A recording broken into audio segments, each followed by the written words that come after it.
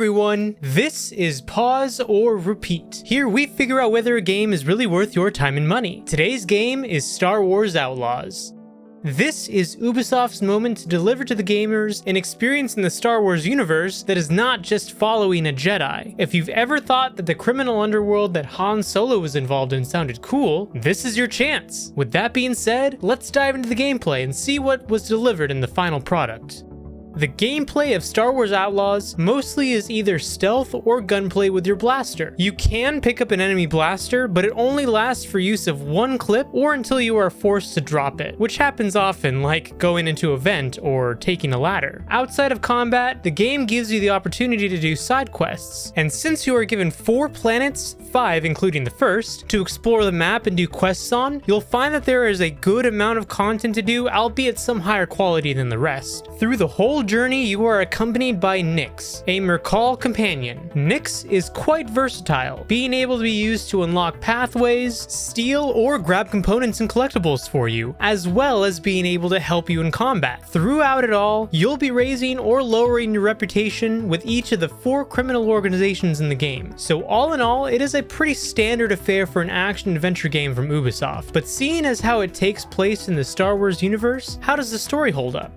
The story follows rookie outlaw Kay Vess. Her mother, Rico Vess, was a thief as well and taught her some tricks of the trade as she was growing up. At the beginning of the game, you take control of Kay and find that she is trying to score big and make a name for herself. However, she has developed a reputation of not being the greatest thief out there and regularly faces blunders. She finds herself taking a job to rob a syndicated crime lord named Sliro Rubak of the Zarek Besh Syndicate and needing to escape from the planet after the heist goes wrong. From there, Kay tries to make a name for herself with the syndicates by doing them favors. But now the question still stands. Pause or repeat?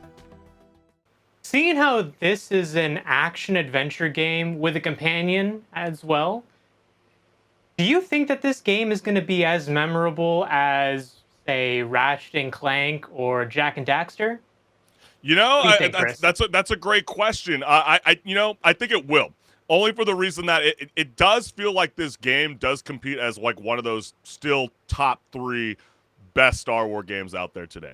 I know a lot of people are going to be kind of shocked that I'm even saying that, even with some of the bugginess out there. But I mean, yeah, I think that statement in itself is going to disappoint some fans of the Star Wars, like the old Force Unleashed games, especially because there's fans that swear by those games.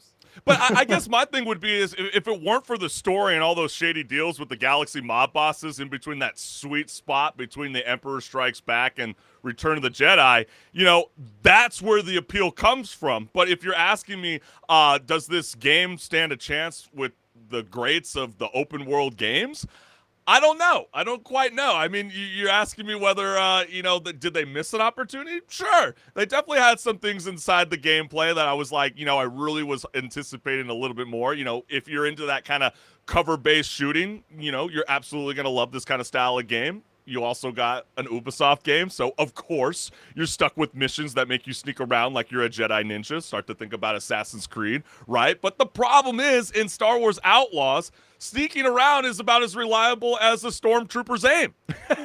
The bugginess is what's really killing the initial launch of this, and that's why I feel like I sound a bit hypocritical, because this is the same kind of shit that I was slamming Cyberpunk 2077. Just give me a game that's complete on day one. But the story and the Star Wars lore, if you're a Star Wars fanatic, you're still gonna really love this game, even beyond all the bugginess, which the studio is claiming they're already on top of this and we're supposed to get a patch update within the next 10 days. Do you have faith, even with some of the bugginess getting fixed with the game, will this still hold up as a good game, Henrik?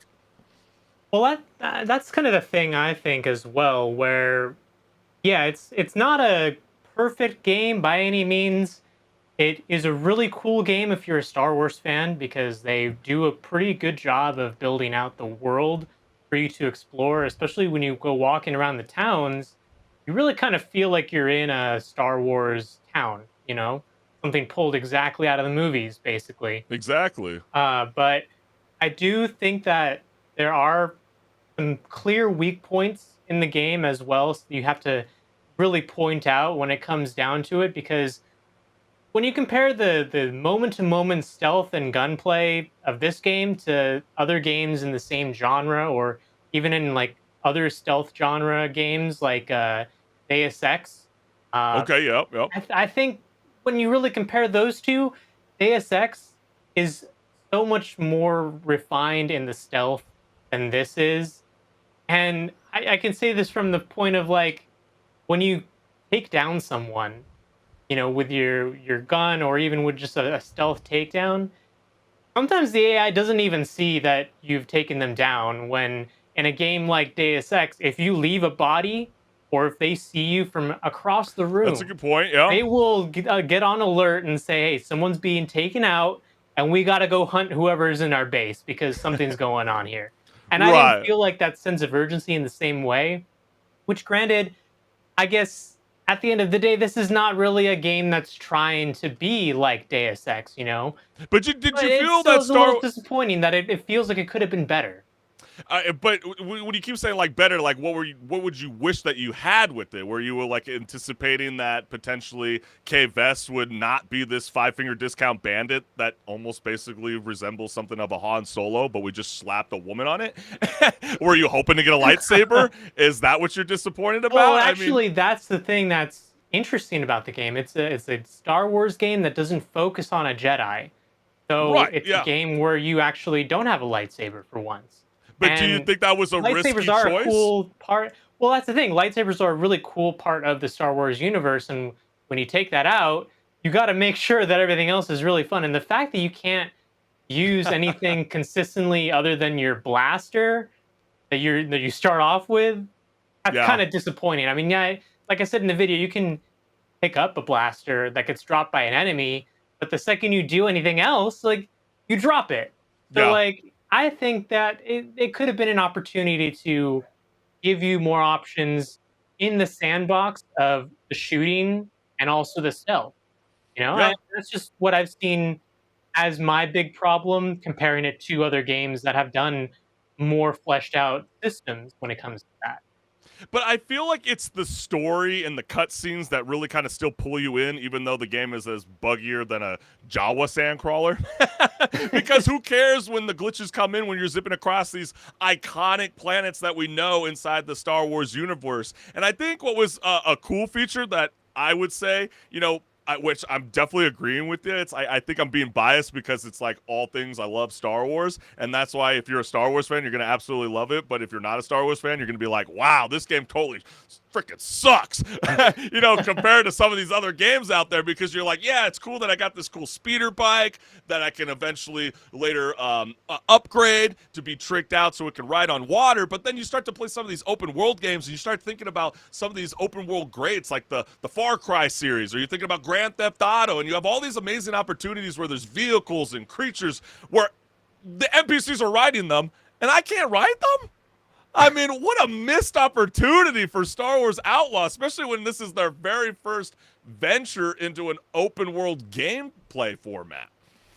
Yeah, it goes back to the fact that it feels like it could have been so much better. And hey, maybe if they do a sequel, maybe they'll actually get a chance to do it better. But I think also when you have that look at things, you shouldn't expect a sequel to be the reason why they fix what Yeah, just wasn't for good like in the more first vehicle place, equipment. Yeah, yeah. like it should be just good straight off the bat, right? And I think that's why a lot of people also have really been bashing the game, especially if they're not a Star Wars fan. They're not really going to get the greatest of experience that they would expect from a $70 game or more, depending on which version you got. So you're not getting that kind of same sentiment that you get with Kay Vess then compared to Kyle Kestis, the other video game character that's been, Yeah, but that betrayed where to the also point that it's a everybody wants to different see him in game, the visual medium.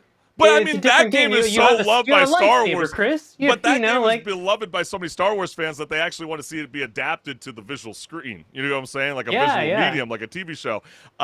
So are you just not vibing with Kay Vess? Well, I feel like they could have done much more with even the story and even her character to make Like the her furry buddy much more Nick? interesting. Yeah. You Well, don't like him? it's just like I get it. You're starting off as like the rookie thief, Uh but huh. when I'm just popping heads and I'm, sneaking into these places and, not really being seen, it doesn't make you feel like the rookie, But I don't So know about you, but like I always like a good game where like I can always appreciate, especially when I'm playing like these single player games where you can get a companion, a ride yeah, along per yeah, se. I So do like Nyx. He's a because he cool does have really companion cool to features have. in the game, especially when you're playing Yeah, stealth games where you can basically send him off to go divert, enemy threats. He can, flip certain switches. I mean, there's a lot of things that this little sidekick can do. I mean, my first initial reaction was I was like, oh my gosh, Kay Vess and Nyx remind me of Kim Possible and Rufus. Just except, he's just not a naked mole rat. right, But, right. so I mean, sometimes those kind of little elements can kind of bring the overall atmosphere together. But the final question stands, Henrik. Is it a pause or repeat? Even though you got 4 different crime families, you got different syndicates, the story is supposed to be a little bit different every single time. Would it make you go back to see how, the different storyline would be if I just so choose to decide to work with this one family over the other? Would you repeat it, Henrik? I'm gonna say it's a pause. Ooh. I'd say the game is maybe worth a playthrough for a lot of people, especially if you're a Star Wars fan, like myself. But playing it a second time, I think I'm good on that. It sounds like you're a bit annoyed that this is a cover-based shooting game, and I know it's not quite like Dead Space where it's kind of laughable that you're even able to carry around these 4 big-ass guns in your inventory. You know what I'm saying? But, like, yes, didn't you feel that kind of same sentiment that it was so freaking annoying to constantly keep dropping your secondary weapon? Because I bet that was a skill Yeah. issue for you. I bet you really needed that secondary weapon because every single time, I don't know about you, man, like anytime you wanted to melee, every time you wanted to climb, anytime you wanted to like enter an event, you always had to drop your gun first. It's like the only people that can apparently multitask is only a droid. Is that the only thing? I mean, Kay Vess is probably one of the silliest, yeah. What would have been really cool is if you had Nyx carry the gun for you. Yeah. Maybe if Kay Vess can't carry it, have Nyx carry the gun. All right. Maybe they were just so upset with the Mandalorian that they already put the little, Baby Yoda, essentially inside that little floating pod that they're like, man, they totally killed our idea. Where are the guns going to go? Where can I store the guns? I need them floating with her. But, man, I think I'm with you, too. I'm going to have to call it a pause. It's fun the first time around, but I don't get the sense that the story really changes even if I go towards a different family. I'm trying not to have the spoiler, you know what I'm saying? But it's just my initial reaction. So I feel like the first playthrough, to me, I still had a blast of a time, but it's just like there's so many good games that are going to be coming out later on that it's like you're not going to care to want to really revisit this. But if you do find this on a discount when the holiday time comes around, buy it. It's a great game, especially if you're a Star Wars game. But like overall, it's not something that I'm like, it's like Grand Theft Auto 5. I think I want to come back to it every once a year. That's not the kind of appeal I think that I'm that you getting from can it. buy it, or not buy. You can like kind of almost rent it for what is it, like $17 a month? You do it through the Game Pass. Ubisoft Plus. Ubisoft Plus, that's So, correct. Yep. Yeah, you could do that as well if you feel like you're gonna finish the game so quickly. Just make sure that if you don't want to have that service, you cancel it afterwards. That's right. That's true. So yeah, I mean, there's always a lot of great alternatives out there, and you got to figure it out, gamers. Come on now. But you heard from your boy Chris Collins and Henrik the Wreck.